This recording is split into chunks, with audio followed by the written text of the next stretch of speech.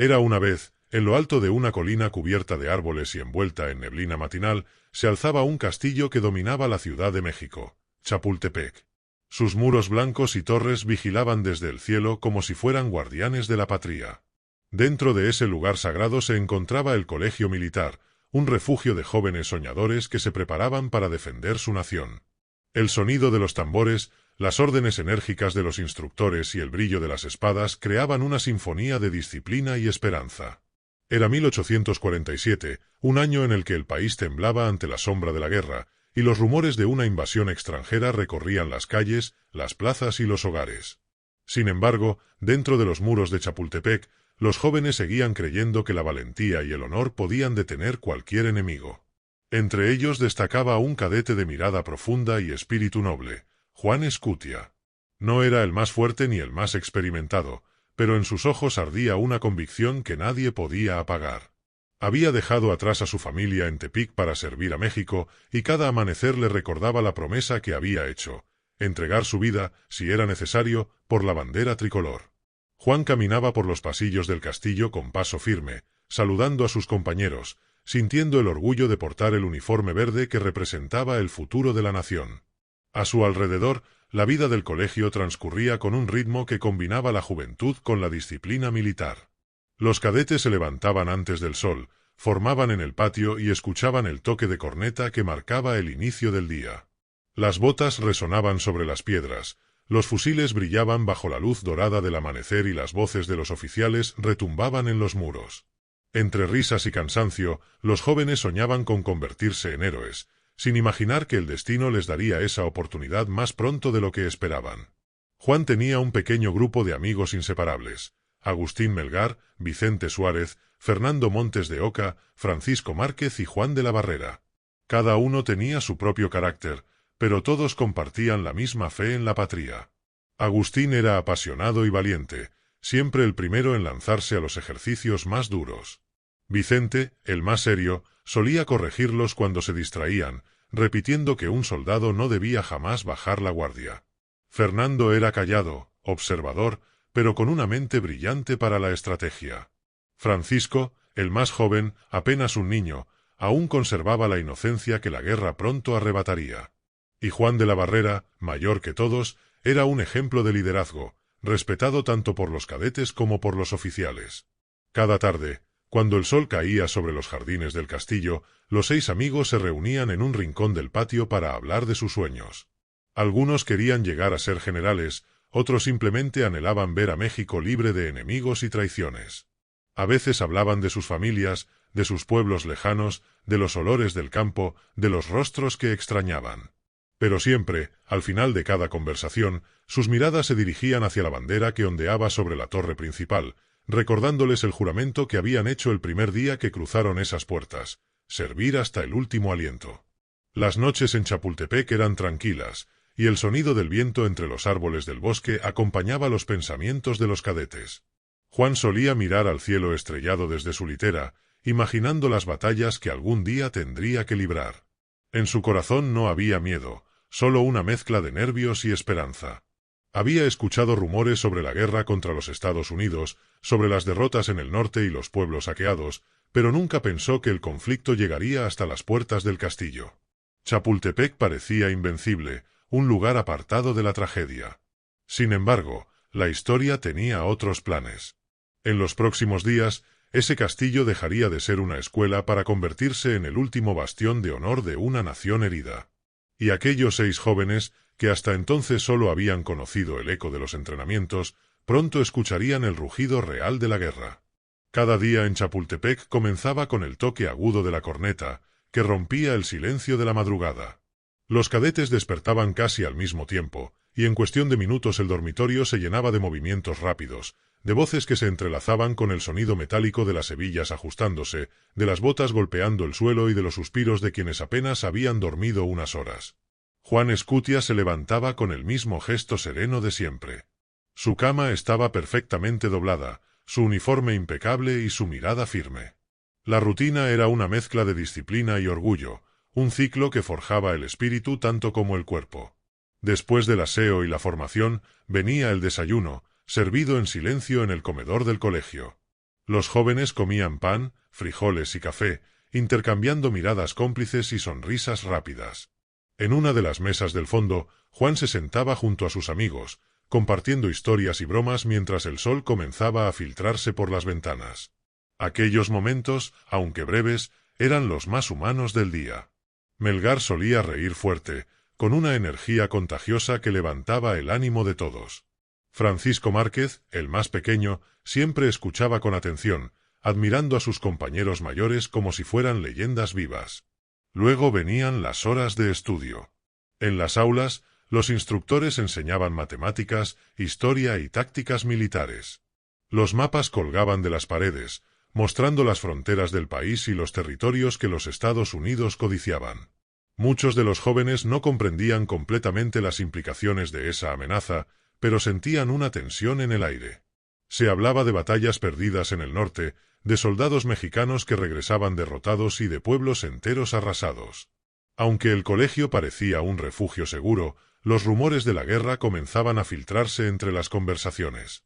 Por las tardes, los entrenamientos físicos dominaban cada rincón del castillo. Los cadetes corrían por el patio principal, escalaban muros, disparaban con mosquetes y practicaban esgrima bajo la mirada de los oficiales.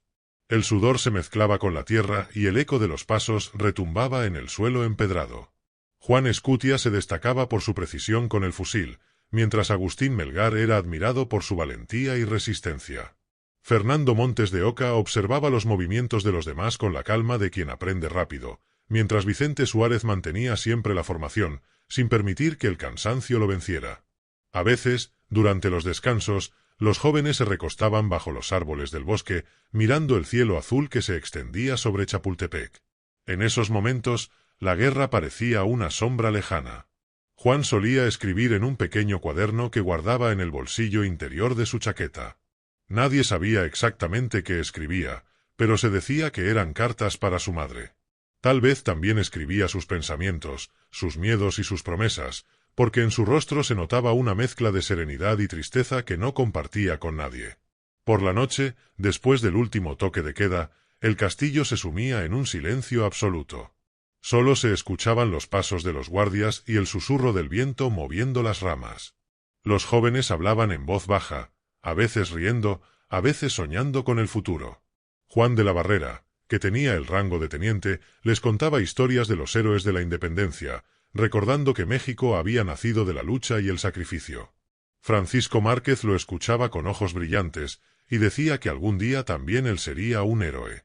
Las risas apagaban el miedo, y por un instante todos olvidaban que el mundo afuera se estaba desmoronando. Así transcurrían los días, entre estudios, entrenamientos y esperanzas. Pero algo en el ambiente comenzaba a cambiar. Los oficiales hablaban en voz baja, los mensajeros iban y venían con rostros tensos, y desde el horizonte, a veces, se veía una nube de polvo que anunciaba movimientos de tropas enemigas. Aún así, los cadetes seguían con su rutina, sin imaginar que su destino ya estaba sellado. Chapultepec, su escuela, pronto dejaría de ser un lugar de aprendizaje para convertirse en el escenario del más grande acto de valor que el país recordaría por generaciones. Hasta que un día, el cielo de la capital amaneció gris y pesado. El viento traía un olor extraño, una mezcla de humo y pólvora que hacía que hasta los pájaros evitaran acercarse al bosque de Chapultepec. A lo lejos, en el horizonte, se escuchaban truenos que no provenían de las nubes, sino del fuego de los cañones.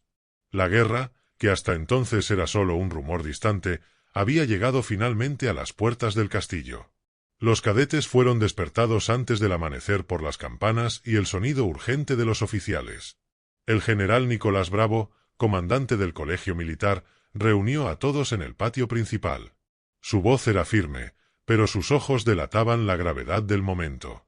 Les habló de honor, de patria y de deber. Les dijo que el enemigo estaba cerca, que miles de soldados estadounidenses avanzaban hacia Chapultepec y que aquel castillo era la última defensa antes de la Ciudad de México. Algunos oficiales recibieron órdenes de retirarse con las tropas, pero los cadetes, en su mayoría adolescentes, no estaban dispuestos a abandonar su hogar ni su bandera. Juan Escutia sintió un nudo en la garganta mientras escuchaba aquellas palabras. A su alrededor, el rostro de sus compañeros reflejaba una mezcla de miedo y determinación. Nadie hablaba, pero todos sabían lo que eso significaba. Estaban dispuestos a luchar, aunque el enemigo lo superara en número y armamento. Poco después, se escucharon los primeros disparos en la distancia. El eco de los cañones se acercaba con cada minuto. Desde lo alto de las torres, los centinelas podían ver el avance de un ejército interminable. Más de 7.000 hombres vestidos de azul marchaban con disciplina, acompañados por artillería pesada. El castillo, con sus muros viejos y sus cañones anticuados, parecía insignificante ante aquella fuerza. Pero los jóvenes no retrocedieron. Juan de la Barrera, que tenía experiencia en artillería, organizó a los cadetes para preparar las defensas. Ordenó cargar los cañones, reforzar las puertas y colocar barricadas en los pasillos. Agustín Melgar y Vicente Suárez ayudaban a trasladar municiones, mientras Montes de Oca revisaba las posiciones estratégicas. Francisco Márquez, con apenas 13 años, trataba de ocultar su temblor mientras limpiaba su fusil. Juan Escutia se acercó a él, le puso una mano en el hombro y le dijo con una sonrisa leve que los héroes no nacen de la fuerza, sino del corazón. Esas palabras quedaron grabadas en el aire, justo antes de que un estruendo sacudiera las paredes. El primer cañonazo enemigo había impactado. El cielo se cubrió de humo y polvo. Los soldados mexicanos disparaban desde las ventanas, los muros y las torres, tratando de resistir la lluvia de proyectiles. El enemigo avanzaba con precisión, sus filas bien formadas y sus banderas ondeando con arrogancia. A pesar del miedo, los cadetes mantenían su posición. Cada disparo era una declaración de fe. El ruido era ensordecedor, el olor a pólvora quemaba la garganta, y el aire se llenaba de gritos y órdenes. En medio del caos, Juan Escutia se movía de un punto a otro, ayudando a los heridos y animando a los que comenzaban a perder la esperanza. Sabía que no había salida, pero también sabía que aquel día sería recordado. Agustín Melgar, cubierto de sudor y sangre, gritaba órdenes con una valentía que contagiaba a los demás. Vicente Suárez defendía la entrada principal con un grupo pequeño, disparando hasta que su fusil se calentaba tanto que apenas podía sostenerlo. El enemigo, con su artillería implacable, seguía avanzando. Las paredes comenzaban a ceder, y parte del techo del castillo se derrumbó tras una explosión. Aún así, ninguno de los jóvenes retrocedió. Las balas silbaban cerca, el polvo cubría sus rostros, y el miedo se transformaba en furia. Desde lo alto de la torre, ondeaba todavía la bandera mexicana, herida por la metralla pero firme. Juan Escutia la miró con devoción, sabiendo que en esa tela ondeaba el alma de su país. La batalla apenas comenzaba, pero en sus corazones ya sabían que lucharían hasta el último suspiro, porque rendirse no era una opción. Por causa de eso, el castillo entero se convirtió en un infierno de humo, fuego y coraje. Los cañones retumbaban sin descanso, y el suelo temblaba bajo los pies de los jóvenes cadetes que resistían como podían. Los invasores se acercaban por todos los flancos, sus filas azules extendiéndose como un mar que amenazaba con tragarse todo a su paso. Desde la torre, Juan de la Barrera dirigía la artillería con precisión, ordenando cada disparo, cada movimiento. Sabía que estaban superados en número, pero cada minuto de resistencia era una victoria moral. Agustín Melgar corría de un punto a otro, arrastrando municiones, mientras los escombros caían a su alrededor. Su uniforme estaba roto, su rostro cubierto de polvo y sangre, pero su espíritu seguía intacto. Vicente Suárez defendía la entrada principal junto a un grupo reducido de cadetes. Los disparos rebotaban en las piedras, los gritos de los heridos se mezclaban con el estruendo del combate. Los estadounidenses avanzaban con bayonetas caladas, seguros de su victoria, pero los jóvenes mexicanos resistían con una ferocidad que sorprendía incluso a los invasores. Cada bala disparada desde Chapultepec era una declaración de amor por la patria, cada caída un acto de dignidad. Francisco Márquez, el más pequeño, apenas podía con el peso de su fusil, pero disparaba con los ojos cerrados, como si cada tiro fuera una plegaria. Dentro del castillo, el aire se hacía irrespirable. El humo de los cañones llenaba los pasillos, y el calor de los incendios comenzaba a consumir los muebles y las cortinas. Juan Escutia, cubierto de polvo, ayudaba a mover a los heridos hacia una zona más segura, aunque sabía que ningún lugar lo era realmente. Vio a un compañero morir a pocos pasos de él, alcanzado por una bala en el pecho. Durante un segundo, el mundo se detuvo, pero no tuvo tiempo de llorar. Se limpió el rostro con el dorso de la mano, tomó su fusil y regresó al combate. El general Bravo seguía dando órdenes, aunque su voz ya apenas se escuchaba entre las explosiones. Muchos soldados habían caído, y las defensas del castillo comenzaban a flaquear. Los invasores ya estaban cerca del muro principal, y el sonido de las escaleras apoyándose en las piedras anunció que el asalto final había comenzado. Los cadetes, agotados y sangrantes, se prepararon para el combate cuerpo a cuerpo. Las bayonetas chocaban, los gritos llenaban el aire, y el suelo se teñía de rojo. A pesar del miedo, ninguno retrocedió. Agustín Melgar fue uno de los últimos en abandonar la artillería. Cuando vio que los enemigos habían atravesado la muralla, tomó su fusil, descargó las últimas balas y luego, sin munición, se lanzó sobre los invasores con el arma como si fuera una lanza. Fue derribado, pero antes de caer logró herir a 2 soldados. Su cuerpo quedó sobre la piedra, inmóvil, pero su mirada seguía fija en el cielo, como si todavía vigilara el castillo. Vicente Suárez, en la entrada, luchó hasta el final. Un grupo de soldados extranjeros intentó obligarlo a rendirse, pero él respondió con un disparo al pecho de uno de ellos antes de ser atravesado por una bayoneta. En otra parte del castillo, Montes de Oca y Márquez se refugiaron tras una pared derrumbada. El niño tenía miedo, pero aún sostenía la bandera pequeña que usaban para las prácticas. Montes de Oca lo protegió con su cuerpo cuando una explosión los alcanzó, y su último pensamiento fue que ningún enemigo merecía verlos caer sin honor. Juan Escutia, exhausto, vio como uno a uno sus amigos caían. Las lágrimas se mezclaban con el sudor y el polvo. En lo alto de la torre, la bandera seguía ondeando, herida pero viva. El enemigo ya había tomado casi todo el castillo. Juan sabía que no quedaba tiempo. Tomó la bandera con ambas manos, la desató del mástil y la abrazó con fuerza. En ese instante entendió que su destino no era sobrevivir, sino asegurar que aquel símbolo jamás tocara el suelo enemigo. Con el corazón latiendo con furia y el rugido de la guerra detrás de él, se preparó para su último acto de amor por México. Por causa de eso, el último acto de resistencia en Chapultepec se transformó en una escena de heroísmo y tragedia. El castillo estaba envuelto en llamas, y el humo hacía que cada respiración doliera.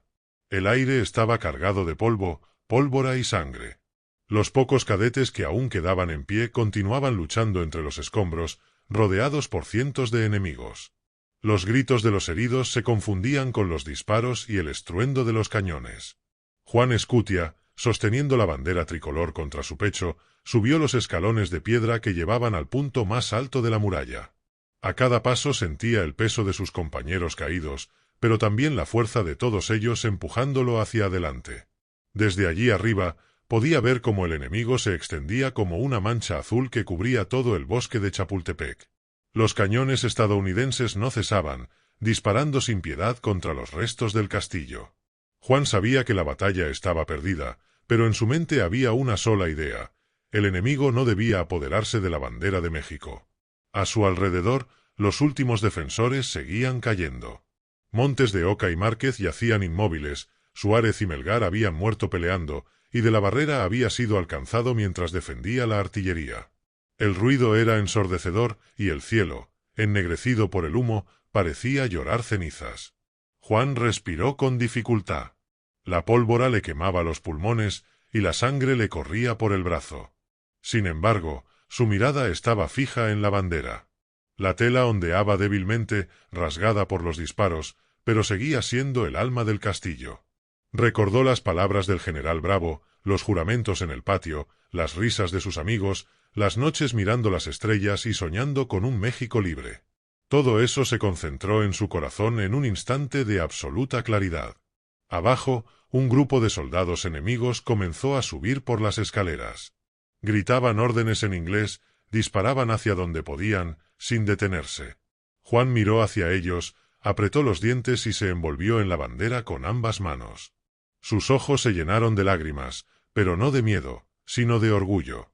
En ese momento, recordó a su madre, recordó su tierra, recordó por qué estaba allí. No era solo un soldado, era un hijo de México, y su deber no era ganar, sino resistir. El viento sopló con fuerza, levantando el polvo y agitando la bandera a su alrededor.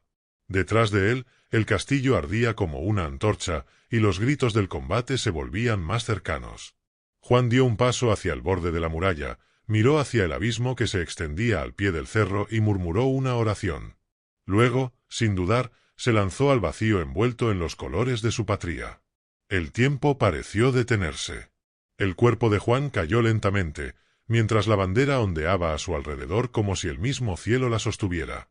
Los soldados que lo vieron quedaron en silencio. Algunos bajaron sus armas, incapaces de disparar.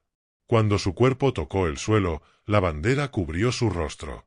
Ningún invasor se atrevió a tocarla. En ese instante, el sacrificio se transformó en leyenda. Arriba, el castillo de Chapultepec quedó casi en ruinas. Los invasores finalmente lo tomaron, pero el precio fue alto. En cada rincón, entre los muros destruidos, yacían los cuerpos de los cadetes que habían luchado hasta el final. Ninguno había huido. Ninguno se rindió. La bandera seguía intacta, y en el aire flotaba una sensación de respeto, como si los espíritus de los jóvenes aún custodiaban el lugar. Cuando el sol comenzó a caer esa tarde, el bosque de Chapultepec quedó en silencio. El humo se disipó lentamente, y el viento arrastró las últimas brasas. En el suelo, junto al cuerpo de Juan Escutia, la bandera seguía limpia, sin una sola mancha de polvo. Había cumplido su promesa, morir de pie, por su patria, antes que verla caer. Hasta que finalmente, cuando el rugido de los cañones se apagó y el humo se disipó entre las ramas del bosque, Chapultepec quedó en un silencio sepulcral. Los invasores recorrían lentamente las ruinas del castillo, mirando con asombro el escenario de lo que había sido una de las resistencias más valientes que jamás presenciaron. Entre los muros calcinados y los cuerpos caídos, encontraron a los jóvenes cadetes aún empuñando sus armas, con las manos rígidas, como si incluso después de la muerte se negaran a soltar la defensa de su patria. El aire estaba impregnado de ceniza y de un extraño respeto. Aquellos hombres que habían llegado como conquistadores se encontraron frente a algo que no podían comprender: el valor de 6 muchachos que habían decidido morir antes que rendirse. Un oficial estadounidense, al ver el cuerpo de Juan Escutia envuelto en la bandera mexicana al pie del cerro, ordenó que nadie lo tocara. Dijo que aquel acto de sacrificio merecía honor, incluso de parte del enemigo. Los soldados, que minutos antes habían disparado sin piedad, ahora guardaban silencio. Algunos se quitaron el sombrero. En sus rostros se mezclaban el cansancio y la vergüenza. Chapultepec había caído, pero en ese momento, algo más grande que una batalla había sido ganado por los mexicanos: el respeto eterno de quienes habían intentado arrebatarle su tierra. En la Ciudad de México, la noticia se esparció rápidamente. La gente lloraba al saber que el castillo había sido tomado, pero cuando escucharon la historia de los cadetes que habían muerto de pie, el dolor se transformó en orgullo. Las madres lloraban a sus hijos, pero levantaban la frente al pronunciar sus nombres. En las calles, en los templos, en las plazas, se repetía el relato del joven que se lanzó envuelto en la bandera para evitar que el enemigo la tocara. Ese gesto se convirtió en símbolo, en llama, en esperanza para un país herido.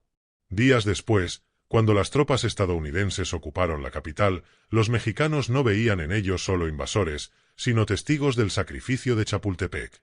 Los nombres de Juan Escutia, Agustín Melgar, Vicente Suárez, Fernando Montes de Oca, Francisco Márquez y Juan de la Barrera comenzaron a circular en susurros.